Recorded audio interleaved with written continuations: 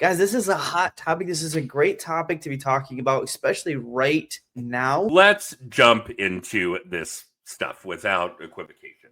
And I want you guys to understand that social media might be one of the greatest tools available to real estate agents. And that's true of really anybody that has a direct to consumer sales gig for a large ticket item like real estate, that it's probably the single greatest free tool available out there. And if we really dig into it and look at all the different toys and all the different features and all the different things that can be done inside of any given social media platform, and we'll certainly talk a bunch about Facebook. Lakita Gersha, I promise we'll talk about this stuff, guys. Then there is certainly some significant value to be drawn out of it without an enormous amount of time or dollars spent. So I'm going to get into the normal beginning of our presentations. And for those of you that were with us for the first installment of this, where we really did talk about CRMs, contact databases, calendar management, those types of things, we did this for them. If you want to follow us on Insta, we do put a lot of good content for real estate agents on just little things you can be doing, almost atomic habit style, little things that you can be doing that will help you in your lead gen, client retention, team structure, so on and so forth. Let's get into a little bit of a overview of what we do here at JTT. And some of this we've already covered with a lot of the agents that participate with Xiaomi. And for those of you that do, congratulations. You have found an incredible tool in an arsenal of things that are good and some that are merely just shiny objects when it comes to Xiaomi. For what Xiaomi does for their agents, and at what that cost looks like, it might be one of the single greatest tools that's ever been available to the real estate agent, obviously productive real estate agent, that I've ever seen. And I've really been doing this since the onset of all of these things. I started writing mortgages in 1996. So social media, video, distribution through those channels, none of it existed. So I've seen a lot of these toys, and I can assure you that Xiaomi is one of the greatest ones I've seen for the dollar spent. We also need to note that he's not paid to say any of this whatsoever. This is all just Adam saying this. We do appreciate it. Let's dive into social media today and how we work in our contact database with social media. We'll have some calendar management stuff to discuss in there as well. We'll rehash a little bit of what Josh and I talked about last time. Mm-hmm. But I do want you guys to understand one of the most important negatives about social media before we get into how great some of these things can be for you. It's not yours. None of you, not me, not Josh, not any of you watching or listening, own Facebook. You don't own Insta. You don't own LinkedIn. Any of those platforms, like we witnessed with, say, TikTok momentarily earlier this year, and what is real and what is staged. But we do not build on rented land. So if you guys are going to do good social media work, if you're going to do big social media work, don't put all the eggs in a basket. If your entire lead gen client retention work is based in Facebook and Meta goes under, you're in trouble. And we can have that conversation in referral partner relationships. I've had a lot of mortgage originator clients where the vast majority of their business was coming from a real estate team, referred from a real estate team that disbanded. And overnight, 70% of their business goes away. You guys have got to be diverse. You've got to treat this like your business. And I know most of you that would participate here today would be doing things like Xiaomi. Know that you need to treat your business like a business. That has to be on both sides of the coin. You've got to diversify this work. So let's talk about how this interacts with your contact database. You've got to have your social media contacts in your contact database. I talked to a number of people who I'll ask them, how big is your contact database? 200 people, 400 people. Maybe they're doing really well at CRM and they say 1,000. And yet I'll go look at their LinkedIn profile and there are 5,000 contacts in there. Like, no, that's your audience. And eventually all of that contact data should be in your contact database, in your CRM. I'm not saying you're going to market to these people on the regular. You're not going to include them in every email blog that you do, whatever the case may be. We're going to have different content for different categories of people in our contact database, but we've got to make sure that we are taking advantage of the fact that the contact database contains the contact information from your social media audiences. So one of the great ways to do that, whether you're going to do this on your own or have somebody do it, a VA is a great option for this. Give them access to your social media. And on a day-by-day, tiny little bite process, let them go through whoever has a birthday that day in Facebook, in LinkedIn, whatever. Add that to your calendar.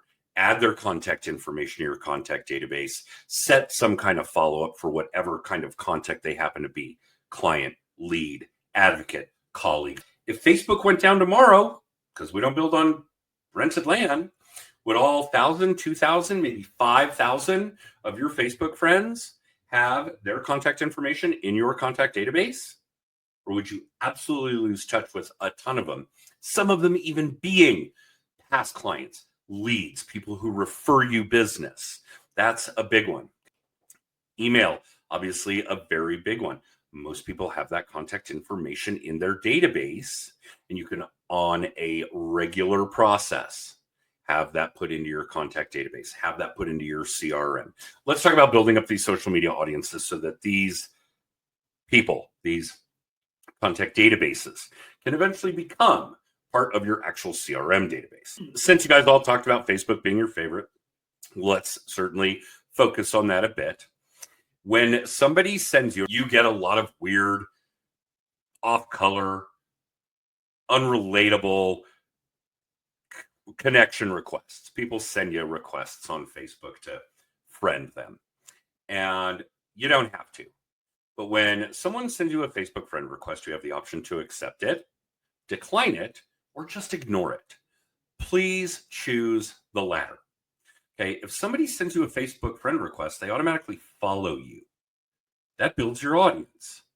You don't have to make them a Facebook friend, and you probably shouldn't unless you're at a point where you're really trying to build your Facebook audience. And this is true across all of these social media platforms. But 1,500 is a magic number in most of the social media algorithms where more people will see more of your content if you have 15 or 100 more friends, connections, followers, whatever you want to call it, dependent upon the platform. So if you're in a social media audience building phase, then I could see where you're accepting all those friend requests, regardless of how weird they may be. And I know some of them will be. And we'll talk about some social media audience fine tuning. But if that's the case, then by all means, LinkedIn's another good example. LinkedIn will let you add 100 connections a week. So I actually have a routine every Monday morning. I make sure to exercise an audience building technique. I also have a daily Facebook audience fine-tuning technique, and bear with me. But remember, the end goal with all of this, and particularly in social media, is to have as many people consuming as much of your content as possible. Now, that's going to span across a lot of different things. Maybe you like snail mail. You're the agent that's sending out those postcards every month for me to go buy a muffin and get a free muffin. Cool. It's branding, and it is your content. And I am consuming it. Maybe you like networking events. You like one-on-one conversation. Fine. Whatever's coming out of your mouth is your content. But make no mistake, the goal here is for as many people to consume as much of your content as possible. So these social media audiences are a big piece of that. This is part of how we start teaching those social media algorithms, and Facebook's a great example, to make sure that more people are consuming more of your content. And if you want to learn more about social media algorithms, how to really post with intent, how to participate in social media with intention, by all means, we can talk about that. If you don't want to talk to me, I certainly would recommend at a minimum you get a copy of the book, What to Post, because it was written by a real estate agent. It was written for real estate agents, essentially, on how to engage appropriately in social media, how to post with intention. So yeah, I highly recommend the book, What to Post. I know that you touched up on declining friends and actually just letting them sit. something to consider also. If you are looking to kind of enhance that profile so that you, instead of having everybody be a friend, you're okay with them just being a follower, then really the best way to do so is actually to convert your account into a creator account. All right. Not a business account. That's not going to be the right way to go. No, But no, yep, and we're going to talk about that. we are going to talk about that, I'm sure. But do this quick little thing, later on your own, and switch your account over to creator, because that's how you're going to get it so that you get followers versus friends every time. And I should never let that escape me. And you're absolutely right, because it seems like Facebook gave us the opportunity to transfer our accounts to creator accounts, to content Yes. creator accounts years ago. And it is rare that I still see people that haven't done it, but they're out there. And originally, I think it just labeled you as a creator. Now, if you guys really delve in, you can go in and put real estate agent or mortgage originator or whatever the case may be. It will still be a content creator account, but you no longer have to live by the label of creator. You can actually put in there what you really do. In that book that Adam just mentioned, it was written by Chelsea Peltz. The funny thing about social media, of course, is that it changes. It evolves so rapidly that it would make you think that a book written that long ago would not be all that relevant today.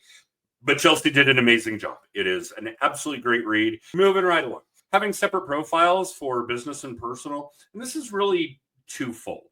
I don't see it as often as I did, but there was so much going on where I would actually see individual personal profiles for work and for fun, I guess would be the way to put it.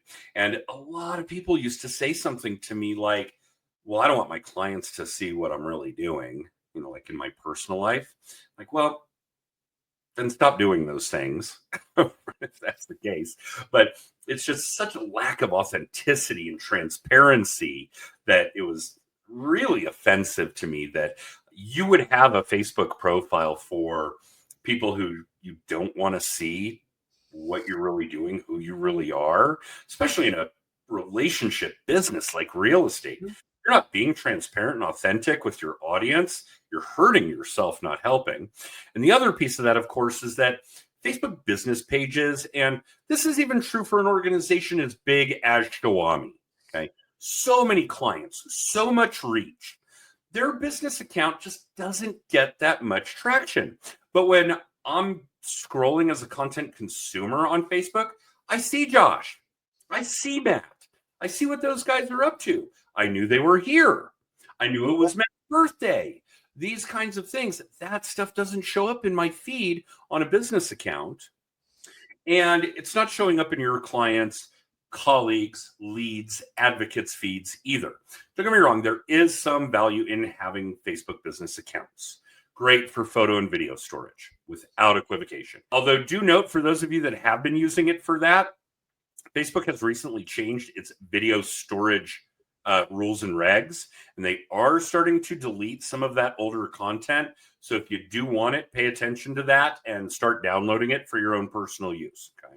But Josh, obviously you have strong feelings about a Facebook business account versus personal. Well, and I know you have very strong feelings about authenticity and transparency. I do. I have lots of strong feelings about both. I think there's a time and a place for both. Your business account should be more educational. You should just have it to also be busy. I will tell you how many times a person will look your business up to make sure you're legit. And essentially, that's what your business account is really there for. It's not Credibility. much for client acquisition as you might wish it was. And that's just being a very honest and truthful piece to it. We know that this is more of a place to just allow those sort of thoughts and things to go through. But man, you get way more reach with a personal account. And then it, as Adam even said, like when you really tie in your real life, you can sit there and go, oh my gosh, this is a lot to tell people about what's going on in my life. But the truth is that people really like that little bit of vulnerability, that little piece that kind of breaks through the wall, because a lot of what we feel on social media is fake. We feel like it's fake. We know that that's not real. And when you can be a little bit vulnerable, like, oh my gosh, today I spilled my coffee all over me. I had to go back in and I had to change. That little bit is something that people can also really relate to, because almost everybody's been in a situation where your coffee has spilt on you and you've had to say, oh my gosh, I have two decisions. Either I go into work with a stained pants, or I Or go I back go into work late because I or I might go to get work new late. pants. You got two options, and everybody complains about traffic and things like that. So if you act like your life is perfect, there is no traffic. You're the only person that at the end of the day you're kidding really is going to be yourself, and that's not going to relate well to your actual audience. Oh no, your audience knows when it's bullshit. There's no Yeah. question. But I think there are a couple of things that are really important in this and that you bring up. One is that it is a relationship business. And I think it's important to understand that people want to work with you.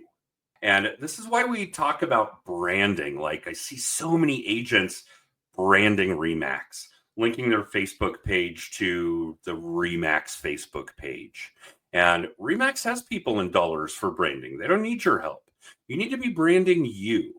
But when it comes to this kind of stuff, in reality, hopefully you guys are all at a stage where you're doing enough social media work, so on and so forth, that your audience knows what you do.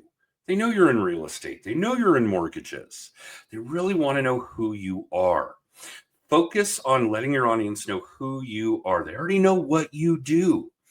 If we're talking about a Facebook business page, very little of your content should be about work. It should be about you. Now, there's a neat byproduct of that. As you get into that more and more, and you're training that algorithm about you more and more, you're going to attract people that like you, that think like you, that are into the things that you're into. And without even knowing it, you're going to organically repel the people that you wouldn't want to work with anyway. We refer to that as the trash taking itself out, which is beautiful because you eventually get to have this audience of like-minded people that you would absolutely love to help buy or sell a home. They're not going to be those, well, difficult clients, pain in the ass clients. I mean, you guys all have them. You know who they are. Right now, nobody's in a position really where they're just firing clients because they don't look like them, think like them, are into the things that they're into. But if you do enough of this kind of work, it won't be an issue, because the people that you're going to attract are going to be the people that you would want to work with anyway. So if you have both, I assume you mean a business page, and you should use it. And it should be almost all business stuff. When it comes to your personal page, very little of that content should be about work. It should be about you, who you are, what you're into, that you're human. You're not a real estate machine, that you have the same challenges that your clients do, that your leads do, that your advocates do, that you have the same wins and losses that your clients do, your leads do, your advocates do, that you're really a human. And in the world of social media right now, oh my God, do we crave that? We crave that real connection. Like Josh said, we crave seeing that vulnerability that we all have with other people. That's what still connects us. So if you're talking about having two different profiles, one for business and one for personal, then yeah, I would scrap the business one. I do think you need a business page. And that's the other thing of this that Josh had mentioned that I want to emphasize, is that having a Facebook business page is as important as having a website.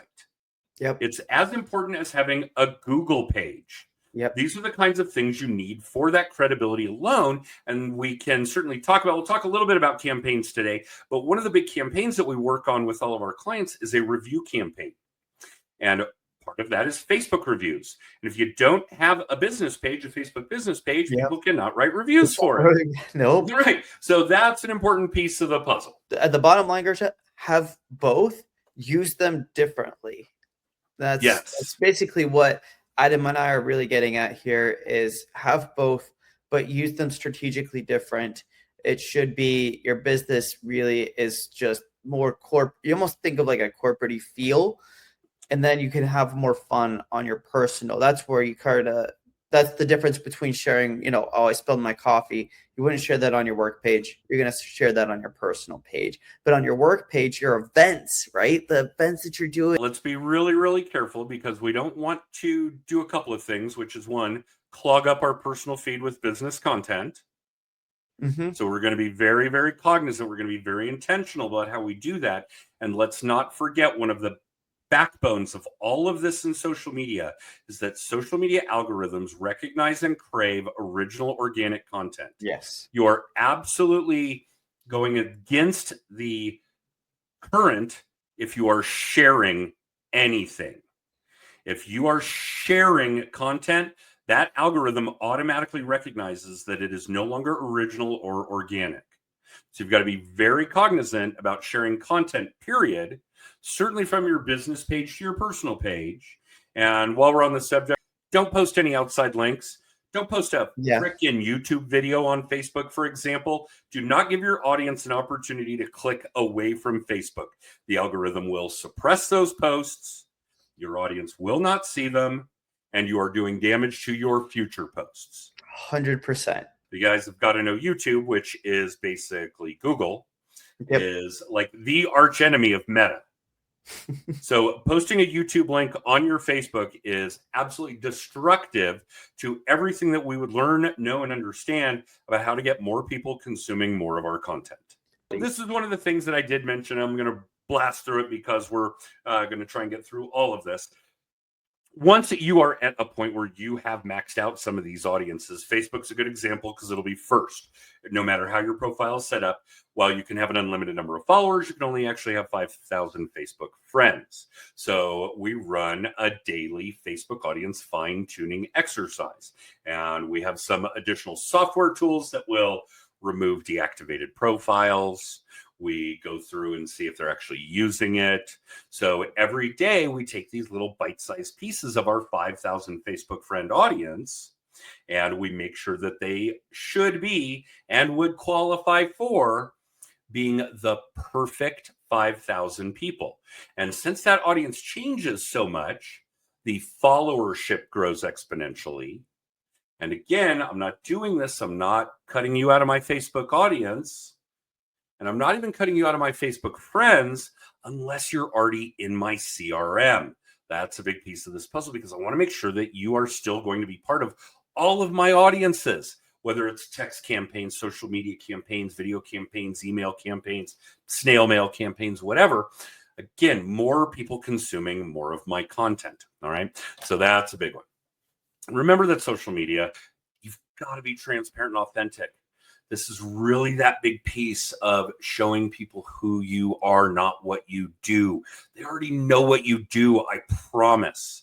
Another piece of this that still drives me nuts is when I see people doing video on social media, they start with, and there's no matter how you're doing it, if it's organic, if it's live, if it's streaming, whatever, they start their videos with, "Hi, I'm Adam from Just the Tips Coaching." They know this. They're on your page. They're watching you. You don't have to introduce yourself. Optimizing your profiles. Guys, if you haven't already done this, please do this. And just make sure that there's a lot of robust synonymity. Make sure your Facebook bio reads the same as it does on LinkedIn, on Twitter, on YouTube, on TikTok, on, well, this will be funny to a lot of you, but I do know a lot of people that are using Snapchat as a great lead gen tool when it comes to social media. If you guys want to know more about that, we can certainly talk about it. But the description, the bio, the contact information, your profile picture. If I am engaging with my 30,000 member audience on LinkedIn and they want to find me on Facebook and my profile pictures match, they're going to know it's me. If you're using a different profile picture on different social media platforms, please get that fixed. That synonymity, that visual recognition that your audiences are going to have is a big, big deal. And this one's also really a big deal, and it's very common. Make sure that photo is actually of you in a recent era. Like, use your most up-to-date photos. Absolutely. Okay, mine is fairly up to date, but I'm not going to lie. I was guilty of this and have been using an out-of-date photo for a good long period. When you go and update that profile picture, and right off the bat, I'm going to change it on my website and Facebook and LinkedIn and YouTube. And if I do it in any print media, I'm going to fix that. If it's on my business cards, I'm going to fix that. And then things start coming out of the woodwork. All these other little apps. Another piece of this when it comes to your bio, like LinkedIn, is so important because that is your modern day resume. If I do a Google search on any of you, I promise you, because it's Google, your LinkedIn profile will come up in the top 3. LinkedIn is Google. They're in bed together. They've gone so far as to do real estate deals together on a large scale. So please do make sure that that's important, that that's up to date, that it's robust. Another big piece of this puzzle, of course, you guys probably all learned this from old SEO kind of information when it came to your website, is that if your website is stagnant, the data's not getting updated on the regular, it falls in ranking dramatically. If you have something like a blog, is what I use as an example. I put a new blog post up on my website every couple of weeks. That makes sure that the data is never stagnant and that it stays up in SEO algorithms. Same kind of thing with social media. Make sure that as things occur in your life, like an article that I had published, I'm going to go update LinkedIn. I'm going to go update my bios in these different places to make sure that they are not stale and stagnant.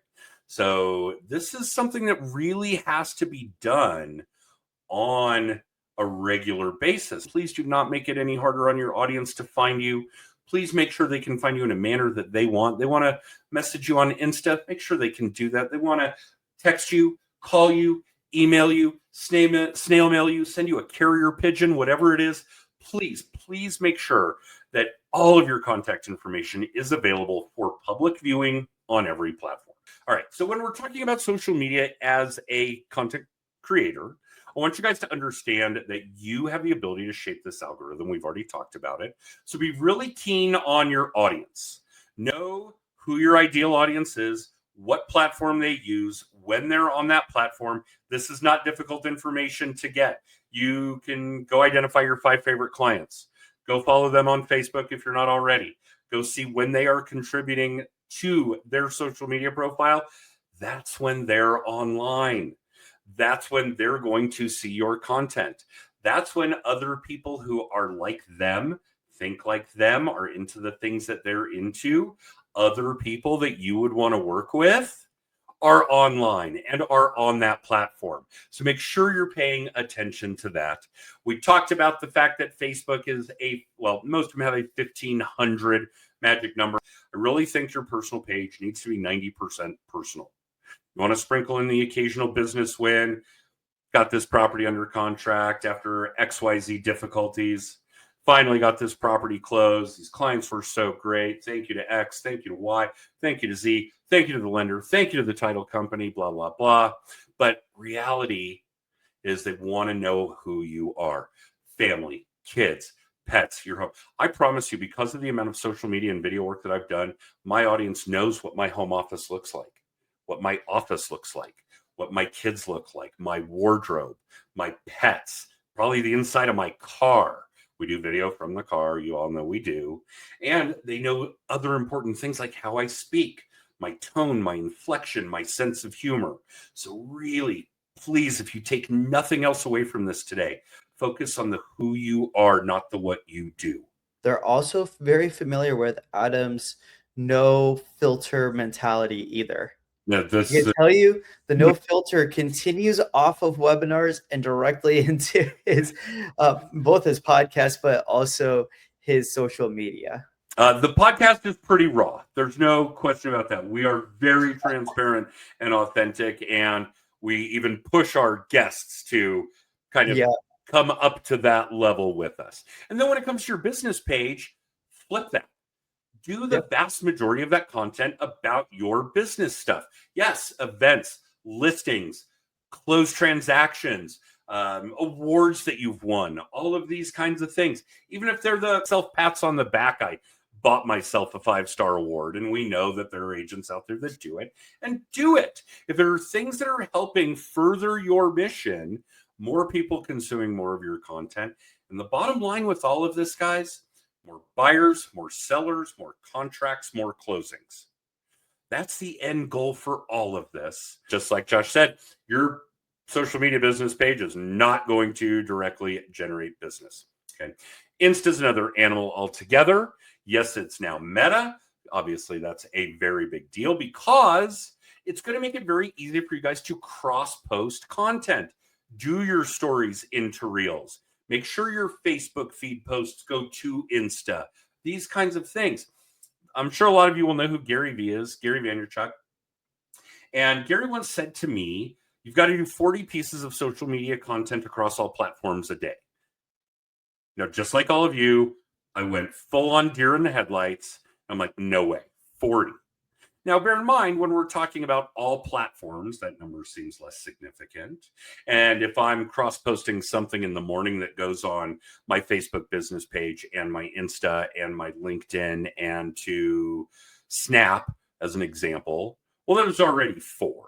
Now, don't get me wrong, I don't think 40 is appropriate for people in real estate. In fact, I struggle to find topics more boring than real estate and mortgages. Another reason why you should focus on the who you are, not what you do. Real estate is not that entertaining. Unless you're in the throes of buying or selling a house, people would much rather know who you are than what you do. Okay, so that's a big piece of the puzzle. I do think 20 might be realistic, but I guess I would implore this at this point. And I did write a second, more recent book about mindset tools for sales. And we talk a lot about constancy. And if you guys can only do a certain number of social media posts a day or a week, then that's fine. Do it. But be constant and consistent about it. If you decide you want to do a video blog twice a month, fine. Do it twice a month, but do it twice a month. Okay? So in addition to the transparency and authenticity, I do think that the equally important piece is the constancy and consistency. But I think we've made it really clear that LinkedIn is a ridiculously valuable tool. Now, we talk about having our contact database into categories like clients, anybody that's done business with you, leads, anybody that's going to do business with you, or advocates, anybody that could refer business to you. That's really neat as a real estate agent, by the way, because everybody owns real estate, wants to, or knows someone who does. So pretty much everybody you come into contact with anywhere, grocery clerk, gas station, doesn't matter. They all either own real estate, want to, or know someone who does. So advocates is a big one. LinkedIn is your home for that, especially if you're specializing. I've been very heavy in my mortgage company on reverse mortgage work. The biggest advocacy for that are retirement planners, estate attorneys. LinkedIn is heaven for that kind of videos for Xiaomi campaigns. This is where a lot of this started. Josh's dad, Matt, his partner at Xiaomi, reached out to me about a birthday campaign. How are you so good about this? How do you get it done? It's like, well, it's actually really easy because I'm just randomly adding to my audiences in social media. And then someone on my team, when their birthdays come up, run this birthday campaign stuff. We do social media graphics, we do videos, we do text campaign, we do voicemail campaign. And it's pretty much all systemized and automated. I record one birthday greeting voice message a year. And everybody gets it. And I write one happy birthday text a year and everybody gets it. Same with these social media campaigns. When it comes to the video, I record one a year. You only have your birthday once a year. It's not going to be old content. It's not going to be something you've already seen because I only sent it to you on your birthday. So the content is always fresh. Birthday campaigns are enormous. Review campaigns are enormous. If you are not running a review campaign where you are incentivizing your audience to write you reviews, giving them options to write you reviews like Google, Facebook, Zillow, LinkedIn, Nextdoor, BBB, whatever, and you're not making that easy for them, you're falling short. I probably across platforms have 1,000 5-star reviews for my mortgage company, and it pays dividends because that is the thing that other people are looking at when someone recommends me. They're Googling me. They're looking at my Google profile. They're looking at my LinkedIn profile. They're looking at my Facebook. These are big pieces. Holiday campaigns, again, so easy. Shoot a quick holiday video. I do mine very tongue-in-cheek. Hey, I hope you have enough fatty foods and alcoholic beverages to tolerate your family being in town for the holidays, that kind of thing. From all of us to all of you, happy holidays. There are 1,000 ways to do these in order to add another touch point over the year to systemize and automate it through social media to make sure that you are being seen. I'll tell you guys, these are a few examples. My actual contact database, tens of thousands of people, I'm touching them, every one of them, 40 to 70 times a year. And it's almost all systemized and automated. One or two of those, I'm actually picking up the phone. How are you? How's the wife and kids? But those touches in a systemized, automated way is gold. It's absolutely invaluable. And like I said, more people consuming more of your content. He who has the most friends wins. That's the bottom line.